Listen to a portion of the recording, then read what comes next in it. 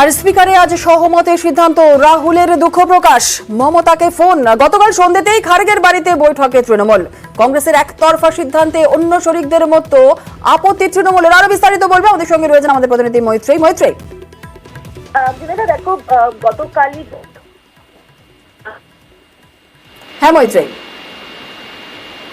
মৈত্রেয়ী একটু স্থান পরিবর্তন করে কথা বলো। আর একবার দর্শকদের জানিয়ে রাখি, স্পিকারে আজ সহমতের সিদ্ধান্ত, রাহুলের দুঃখ প্রকাশ, মমতাকে ফোন। এবং গতকাল সন্ধ্যেই খার্গের বাড়িতে বৈঠকে তৃণমূল। কংগ্রেসের একতরফা সিদ্ধান্তে অন্য শরিকদের মতো আপত্তি তৃণমূলেরও।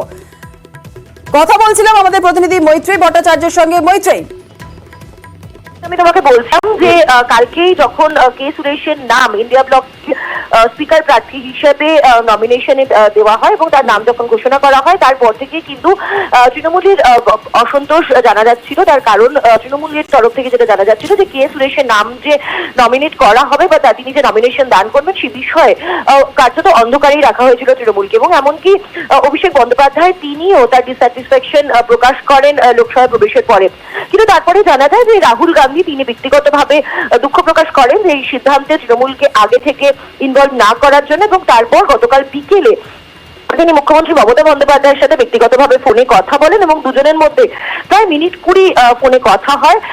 এবং সেই সময় কিন্তু স্পিকার নির্বাচনের বিষয়েও দুজনের মধ্যে কথা হয়। তারপরেই তৃণমূল কংগ্রেসের তরফ থেকে তাদের দুই সিনিয়র লিডার অর্থাৎ কল্যাণ বন্দ্যোপাধ্যায় এবং ডেরেক ওব্রায়েন তারা যোগ দিয়েছিলেন ইন্ডিয়া ব্লকের বৈঠকে।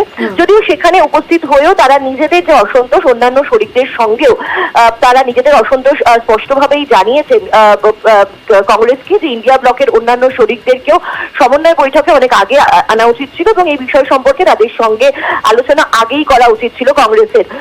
আজকে আর কিছুক্ষণ সময়ের মধ্যেই কিন্তু চূড়ান্ত নিজেদের যে অবস্থান সেটা স্পষ্ট করে দেবে তৃণমূল কংগ্রেস এবং তারপরেই বেলা 11টার পর থেকে শুরু হয়ে যাবে স্পিকার নির্বাচন। ধন্যবাদ মৈত্রেয়ী।